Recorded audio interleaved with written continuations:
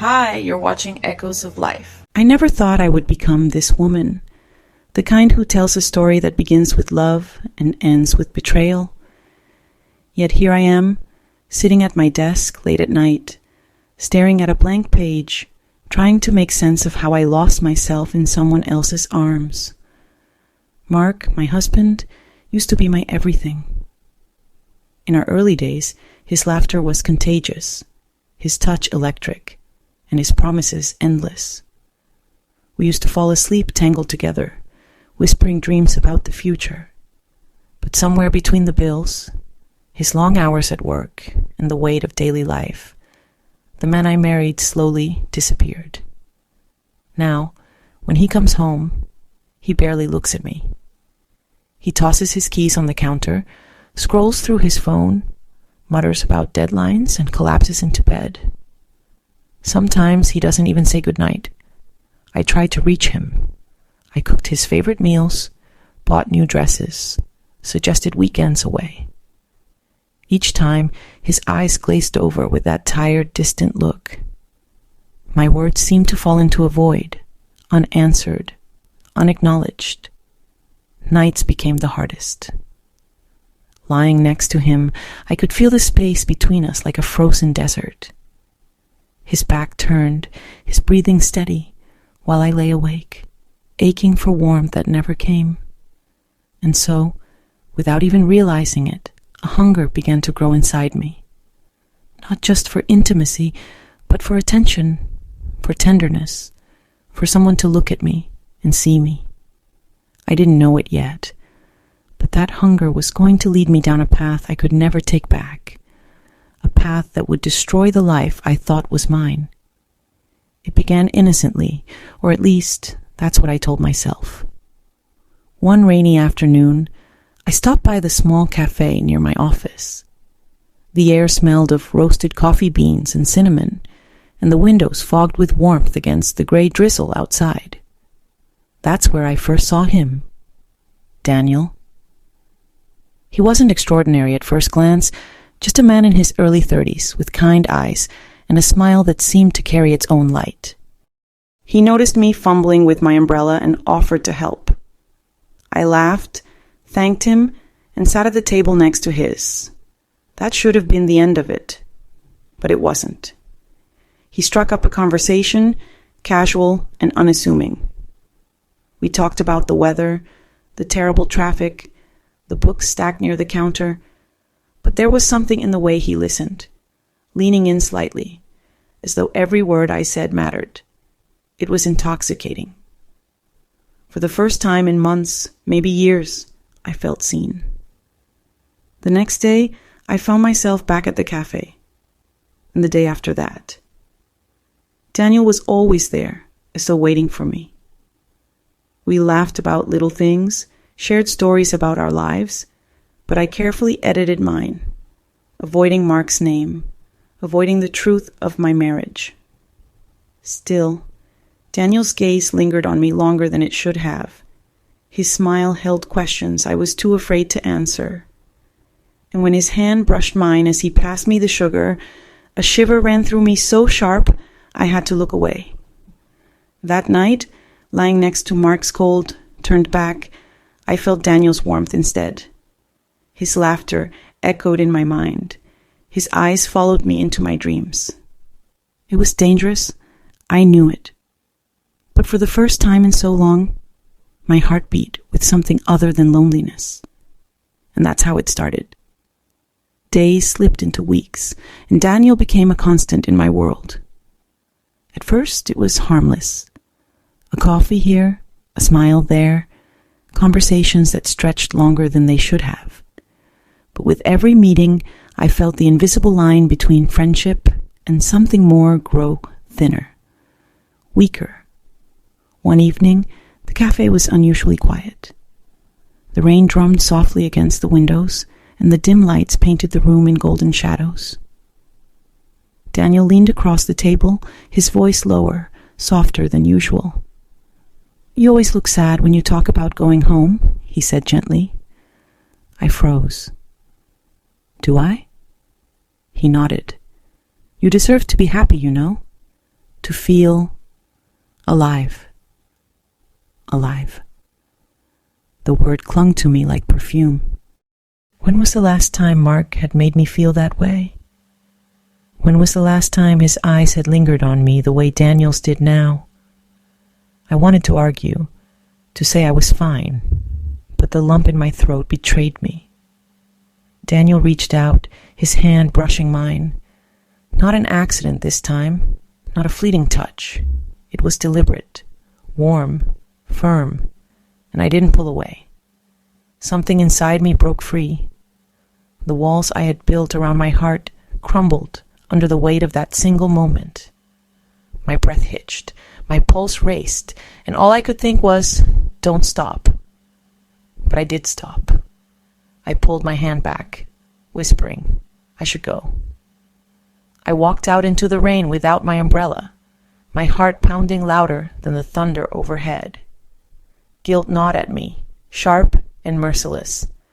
I was still Mark's wife. I had vowed loyalty, love, fidelity. But those vows felt like fragile paper in a storm whenever Daniel smiled. That night, Mark came home late again. He didn't notice my wet hair, didn't ask why I was trembling. He ate in silence, scrolled through his phone, and fell asleep without a word. And in the dark, with my husband breathing beside me, all I could see was Daniel's eyes. All I could feel was his hand on mine. I knew I was standing on the edge of something I couldn't undo. And part of me, God help me, wanted to fall. The line I had been tiptoeing around shattered one Friday evening. Mark had left for another work trip, though I no longer believed his excuses. The house felt emptier than usual, and my loneliness pressed against me like a heavy blanket. Daniel texted, "Are you okay? You seemed off today." My fingers hesitated on the keyboard. I should have lied, said I was fine, but instead, I typed, "No. Can you come over?" It was reckless, dangerous, yet I didn't care.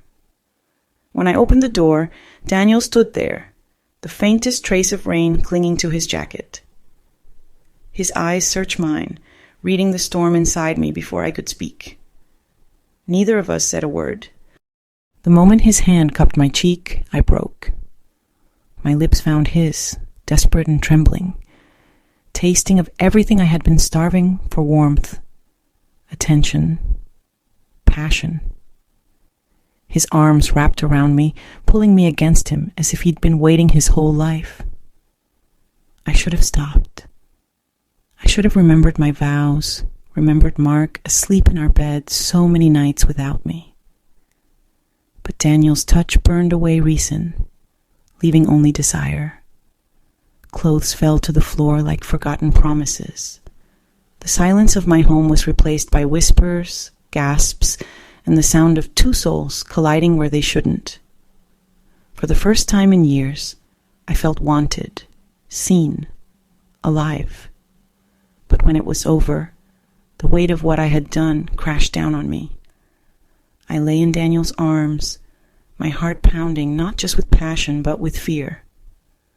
"What have we done?" I whispered, tears sliding down my cheeks.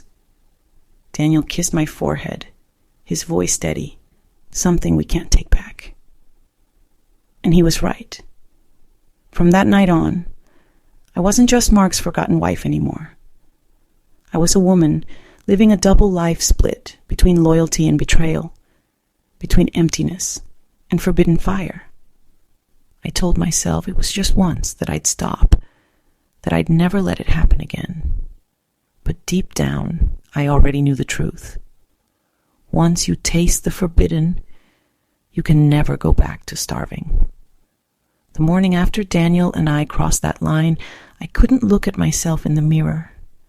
My reflection felt like a stranger's eyes, red from crying, lips still swollen from his kisses, guilt carved deep into my skin. Mark came home that evening, humming as if nothing in the world was wrong. He kissed my cheek absently, asked what was for dinner, and buried himself in his phone. I stared at him, wondering how he could be so blind, how he couldn't see the betrayal written across my face. Every glance at him tore me apart. I wanted to scream the truth, force him to notice me, to see me. But instead, I cooked his favorite pasta, smiled when he thanked me, and played the role of the perfect wife. Yet inside, I was unraveling. Daniel became my escape. Every time Mark turned away, Daniel turned toward me. His text lit up my phone at night when I lay beside my husband. His voice softened the jagged edges of my loneliness. And his touch. His touch was everything I craved but could never ask for at home. But the more I leaned on Daniel, the more dangerous it became. People at work started to notice the way we looked at each other, the way our conversations lingered a little too long.